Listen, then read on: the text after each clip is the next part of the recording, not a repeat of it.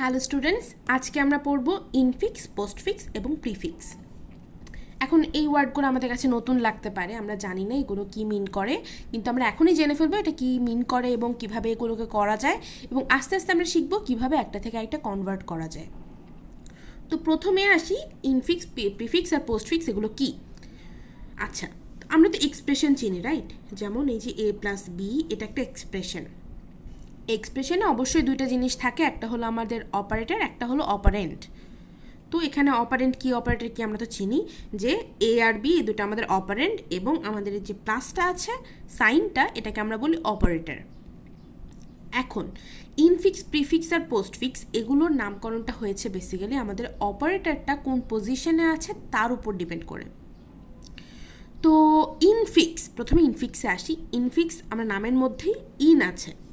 In অর্থ কি, যে মাঝখানে বা ভিতরে, অর্থাৎ আমাদের অপারেটরটা যদি ভিতরে থাকে বা মাঝখানে থাকে তখন সেই এক্সপ্রেশনটা থাকে হলো ইনফিক্স ফরম্যাটে।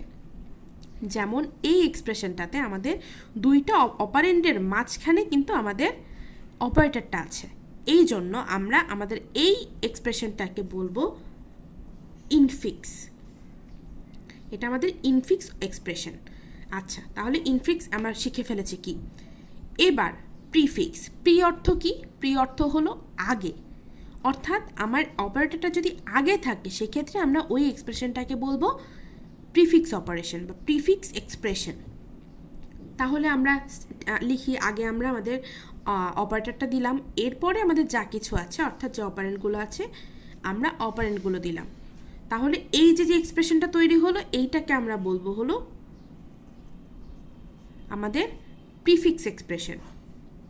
ওকে, এরপরে ফাইনালি আছে হলো পোস্টফিক্স। তাহলে পোস্টফিক্সটা কি? নামের মধ্যেই পোস্ট আছে। পোস্ট অর্থ হলো পরে, প্রি অর্থ আগে, প্রি হলো আগে, এবং আমাদের এরপরে যেটা আসে পোস্ট, পোস্ট হলো পরে। অর্থাৎ আমাদের যদি আমাদের যে অপারেটরটা আছে অপারেটরটাকে যদি আমরা পরে লিখি তখনই সেই এক্সপ্রেশনটাকে আমরা বলবো পোস্টফিক্স অপারেশন, পোস্টফিক্স এক্সপ্রেশন। তাহলে আমরা লিখি, যেহেতু আমাদের অপারেটরটাকে আমরা পরে দিব তাহলে এছাড়া যা কিছু আছে বাকিগুলোকে আমরা আগে আগে দিয়ে ফেলি। তাহলে আমাদের এই যে এক্সপ্রেশনটা ছিল এখানে আর কি আছে, দুটো অপারেন্ট আছে এ আর বি, আমরা এ আর বিকে আগে দিয়ে দিই, এ আর বি এই দুটো আমরা আগে দিয়ে দিলাম। এরপরে আমাদের বাকি আছে যে অপারেটরটা দিয়ে দিই। অপারেটরটা কি? একটা প্লাস। ওকে, তাহলে এই যে এ বি প্লাস হলো, এইটাই হলো আমাদের পোস্টফিক্স এক্সপ্রেশন। ঠিক আছে, তাহলে কি হলো দেখেন তো, আমাদের যেই এ প্লাস বি এক্সপ্রেশনটা ছিল সেটাকে আমরা আগে ইনফিক্সে যেহেতু ছিল ইনফিক্সটাকে আমরা সেমভাবে যখন আমাদের যে নাম আছে প্রিফিক্সটা, প্রিফিক্স অনুসারে আমরা এটাকে সাজিয়ে ফেললাম, এটা আমাদের প্রিফিক্স হয়ে গেল, এবং পোস্টফিক্স অনুযায়ী যখন সাজালাম এটা পোস্টফিক্স হয়ে গেল। তাহলে আমরা ইজিলি সেম এই এক্সপ্রেশনটাকে দুইটা ফরম্যাটে কিন্তু ট্রান্সফর্ম করে ফেলেছি, অর্থাৎ কনভার্ট করে ফেলেছি।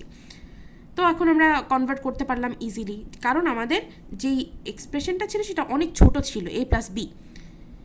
তো এটা তো খুব সহজে করা সম্ভব, কিন্তু যদি আমাদের এখানে এ প্লাস বি না হয় আরও অনেক কিছু থাকতো, লম্বা একটা এক্সপ্রেশন থাকতো, তখন আমরা কি করতাম? তখন তো আমাদের এইভাবে করে আগে পরে দিয়ে দিয়ে করাটা অনেক কঠিন হয়ে যেত, ভুল হওয়ার সম্ভাবনা থাকতো। যেই জন্যে আমরা এই জিনিসটা এভাবে করব না, আমরা কি করব, আমরা স্ট্যাক ইউজ করে করব। আমরা যেহেতু আমরা তো আগে স্ট্যাক করেছি, রাইট?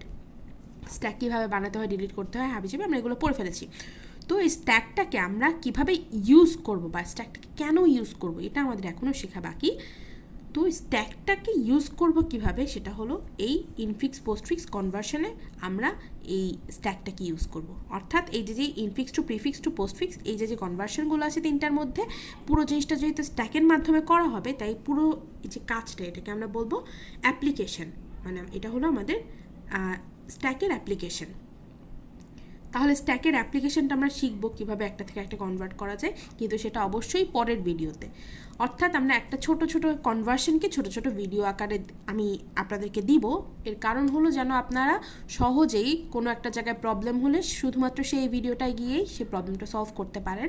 এটার জন্য আপনাকে একটা লম্বা যদি ভিডিও বানিয়ে দিতাম আপনাকে পুরো ভিডিওটা খুঁজে বের করতে হতো যে সেই প্রবলেমটা কোথায় আছে, কোথা থেকে শিখবো। অনেক কঠিন হয়ে যেত আপনাদের জন্য। তো আপনাদের সুবিধার্থেই আমি ছোটো ছোটো কনভার্সনগুলোকে ছোটো ছোটো ভিডিও আকারে করে দেবো, যেন আপনারা ইজিলি পরীক্ষার আগে এটা সলভ করে ফেলতে পারেন। তো এখন আপাতত আমাদের ইন্ট্রোডাক্টরি যে ভিডিওটা ছিল সেটা এখানেই শেষ। কনভার্সনের ভিডিওতে আবার দেখা হচ্ছে তাহলে। আল্লাহ হাফেজ।